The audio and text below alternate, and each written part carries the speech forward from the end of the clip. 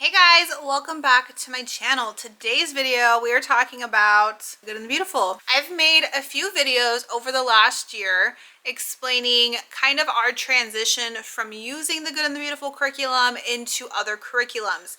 If you actually watch those videos, I never said anything negative about the Good and the Beautiful. I was just sharing that at the age levels my daughters were at and their needs, their learning styles, the Good and the Beautiful was no longer working. We found other curriculum that fit our homeschool better and fit their individual learning styles better. We used the Good and the Beautiful for levels 1, 2, and those were great. Those worked amazing. Level 3 and level 4 is where we started having issues. It was completely just the changing of our homeschool, the changing of my kids' learning styles, what we were finding is working and not. So they are now moved on. They are excelling in the curriculums that we decided to change. I will never put them back on the Good and the Beautiful. We have found what works well for them and what they enjoy doing, and their opinions also is not to go back to the Good and the Beautiful. So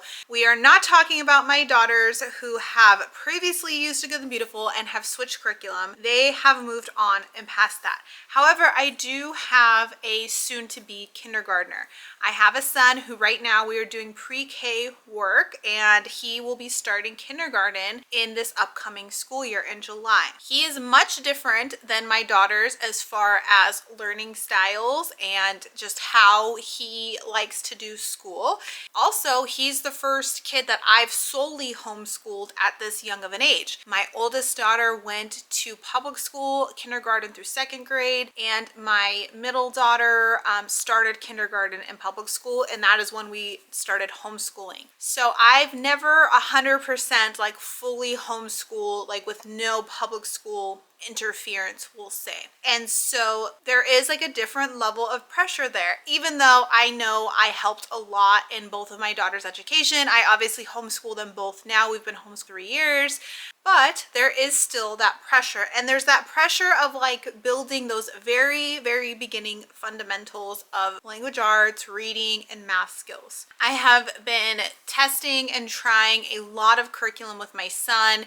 And not necessarily, I guess, the curriculum is the most important. It's his time that he will dedicate to school. Right now, we're at about 15 to 20 minutes, 3 days a week is where I'm doing school with my pre-K-er. What he really likes is knowing what's going to happen. He wants, this is what we're going to do, steps 1, 2, and 3, and he's fine completing steps 1, 2, and 3. If I throw in a step 4, or if I change step 1, it's not the greatest experience for him or for me. There's frustration, there's sighs, it's just not great. He's not very, I want to say flexible as my girls. We can just switch stuff around, we can try something new. They're very flexible, very adaptable. My son is not. But if we are doing those steps 1, 2, and 3, he does it amazing. He's very smart. He knows everything, but if he gets frustrated, he shuts down. And so what I've been trying to figure out is what is the best curriculum where we have it very simple, step 1, 2, and 3, but he's getting a very good baseline and experience. Where's the building blocks for him learning to read, learning to not multiply, learning to add, the basic skills. So after trying a literature-based curriculum and just knowing that's not fully going to work for him, it's not systematically set up to where he's going to enjoy doing that, I have tried a couple other things. Right now what we're doing is we're keeping it very simple. I got some worksheets off Teacher Pay Teacher. We're using a alphabet workbook from All About Reading, and we're literally doing the exact same thing every single day. So we learn a letter every day, we do this paper activity, and it's just very systematic, and he's thriving. I was talking to my friend Nikki from This Blessed Homeschool Mess, and we were talking about how she taught her daughter how to read. And you know, we share a lot of the similarities of her daughter's kind of learning styles is the same as my son's. And so she, you know, speaks very highly of the Good and the Beautiful in those younger years, as do I, but I never used their kindergarten level, so I could never speak to that. I only used the lower level 1, 2, 3, and 4. So just talking to her, I was like, you know what, the Good and the Beautiful, kind of how I didn't like it for my daughters, like the reasons why I didn't like it, like how the teacher guide and everything's on one page and that's just it, that's everything you do. Why I didn't like it for my daughters kind of is like, oh, that might actually work great for my son, because it's, here's the pages we're doing, that's it. And I'm not flipping between a different teacher's manual or different workbooks. It's all there. He knows what's coming. It's great. So after thinking about it and, you know, really wanting to be prepared for kindergarten, I decided to buy some stuff from the Good and the Beautiful, and we're gonna give it a try with my soon-to-be kindergartner. I did show all of this in like a huge homeschool haul. I bought a bunch of stuff from a bunch of different places. So this isn't really an unboxing, but I'm going to explain each like little thing that I bought for kindergarten for him. So the first thing is the kindergarten prep course. So this is in between preschool and kindergarten, which is where he's at. He's completed enough of a preschool curriculum. I could probably push him to kindergarten, but I just want to do one quick refresh, make sure we're strong in letters and the sounds and understanding. I'd rather take our time than jump into something. So this is a very short course. I want to say there's only like 36 lessons, and it really is that in between, are we ready for kindergarten? Is there anything else we need to work on? There's a lot of focus again on like letter sounds, first beginning sounds. And so this is kind of where I didn't love the Good and the Beautiful, especially with my older daughters, is like all the parent instruction and kid instruction is all on one page. So here's what the parent reads, here's what the parent reads, and it's like all broken up. It's actually working really great with my son. We've actually already done a couple lessons in this since we got it. And again, it's chilled out the frustration because it's just, he knows what's expected, he knows what needs to get done. I'm not flipping through books, we're literally looking at the same page, and it's working for him. So where I find this overwhelming, he's completely doing great with it. There's enough like little manipulative activities where like you just it's super simple. Like I don't know if this is the right activity, but like on these letters, once you read it and say the sound, you would place like a button on it. So very simple things, but he is one that like likes to do that kind of stuff. There are videos incorporated in this from the Good and the Beautiful website, and he's enjoying those. He's singing them to remember his letter sounds, or when he's stuck on a letter sound, he'll sing the song to remind himself. Very quick. They take maybe 5 to 10 minutes to complete a lesson. And so this is what we're working on right now. We are going through this and making sure he is confident and comfortable before we move any further into kindergarten type stuff. I also got him the level K handwriting. He does write words. He, I think, knows, we'll say like 80% of all the letters, uppercase and lowercase.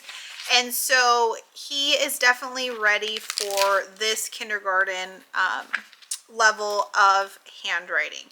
It's super easy, just like little one pages of, there's a lot of tracing in the beginning. First 40 pages are all tracing. And then when we get into the second part, there's a little bit more of where there's still tracing, but then they're writing letters independently. So this is going to be something that we're going to start incorporating, probably not while we're doing this, but you know, probably depending on once we finish that, starting into our next school year. Then I got their Language Arts K. This was the whole reason behind it, was, you know, gradually working towards this level. And so this is new. I think they just recently redid this one, because now it comes with these reading booster cards. So these are kind of separate reading skills that you work on each lesson, and then once you complete a card, you move on to the next one. So it's letter sounds and first words. And then there is the reading books that go with the language arts curriculum. So those I'm pretty set, like that's what we're using. Again, I know the Good and the Beautiful. I've used it for, you know, multiple levels. I understand the concepts. I really did like levels 1 and 2. I think the Good and the Beautiful is a very jump right in. Anytime a new homeschool mom is like, what do you recommend? I'm just starting out. I don't know what I'm doing. 1000% of the time, I recommend the Good and the Beautiful. It is the easiest curriculum to just jump into and start. I don't think there's anything wrong with it, and especially until you figure out like what your kids' learning styles are and like what works best for them. And I do like it for the younger ages. I think it's gentle enough, but I don't think it's like too easy or too gentle. I think they're learning the proper skills at the proper times. In the younger ages, when your child is learning to read, the phonics element is huge. It's very repetitive. And so when you're teaching a child to read, or if you have a struggling reader, those repeated phonics is very important. When you have a child like my daughters who are very strong readers, the phonics was frustrating because we didn't need to do it. We were always skipping it. So that's kind of like my comparison of why it didn't work and why I think it's going to work now. Now, if my son ends up being a strong reader like his sisters, then we may only use it for kindergarten, level 1, maybe level 2, and then we may switch to something else. If he's not that strong of a reader, then we may continue on with this program. It just kind of depends on how he starts, you know, advancing in his schooling. Now, I did buy kindergarten math. So because I was buying everything else, I was like, might as well get it. So they're kindergarten math. So currently we have been very loosely, not loosely, but very sporadically using Math with Confidence Kindergarten. We used Preschool Math by Kate Snow, who's the same author of Math with Confidence. And we loved preschool math. What is it? I'm going to pop a picture up of the book. It's just like a simple book that it just like teaches like basic numbers, like counting with your fingers, identifying like groups of numbers. And I loved it, and he did really good with it. And so I was like, well, let's try the kindergarten. So we've been using it here and there, nothing huge, but with Math with Confidence, there is a lot of activities, but there's like a lot of like prep work you have to do. There's a separate teacher guide and then the separate student workbook. And so that's how I normally prefer curriculum, is to have them separated. But again, with my son, that was overwhelming to him because I'm the teacher looking in this book over here doing all of this, he's looking at this page, and like we're just like not on the same level. And so I have not 1000% decided if we're switching to the Good and the Beautiful kindergarten math. I'm still going to be kind of thinking about it.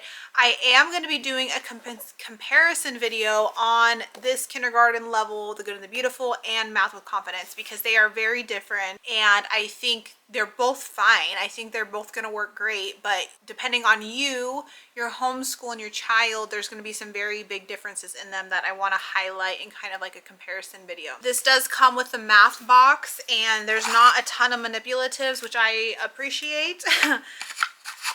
But again, I think, you know, you don't need much more than what's in this box either. So it's really open and go, very simple, very easy. So that is my Good and the Beautiful spiel. Are we going back? No, because my older daughters who had previously used the Good and Beautiful and stopped using it, they are not going back. But we are going to try it out with my new kindergartner and see if the curriculum works for him in these younger years. So I hope you guys enjoyed this video. I hope you understand my explanation. If you have any questions, comments, as always, leave those down below in the comments. Thanks so much for watching today's video. I hope you guys have a wonderful day. Bye.